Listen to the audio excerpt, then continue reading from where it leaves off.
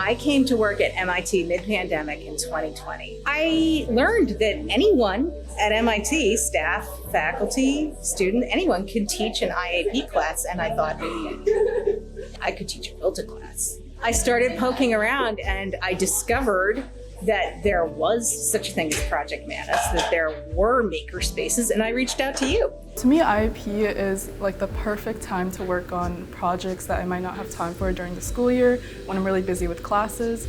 I think it's the best time to take advantage of MIT's maker network, including the makerspaces. First, we started looking at color theory and how you assemble the different fabric together. And then we learned how to use the sewing machine and finally how to actually quilt.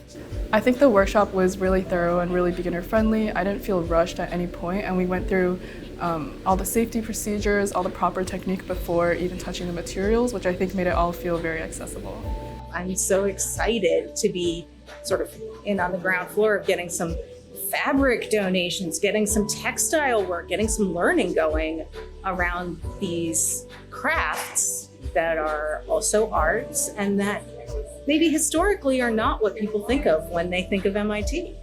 There's actually quite a really harmonious overlap between people who like to visualize information scientifically and people who like to pull together different colors and fabrics to tell a story. It's a really common blend of characteristics, and I thought MIT really attracts the kinds of students who would take off in this art form and take off with this craft. And so far, I have been absolutely correct. Our students are brilliant, they are precise, but they are also creative, and they consistently solve for really unexpected values. And you can see that in the individual quilts they've made. It had already been in my mind doing this tiling artwork, but I didn't know how. I was thinking of just painting it. But then after learning how to quilt, I thought that it would be fun to do a quilt of it. So it's based on the Einstein tile, which is a tile that was discovered last year for a famous math problem. And I told Jane that I wanted to do that quilt, and she was so excited because she said, this is English paper piecing. And so she showed me the technique, which is basically just hand sewing everything. And it was really challenging, but it was fun. It took me a little bit more than 20 hours, I think. I am so proud of these students. I am thrilled by the response this workshop has gotten.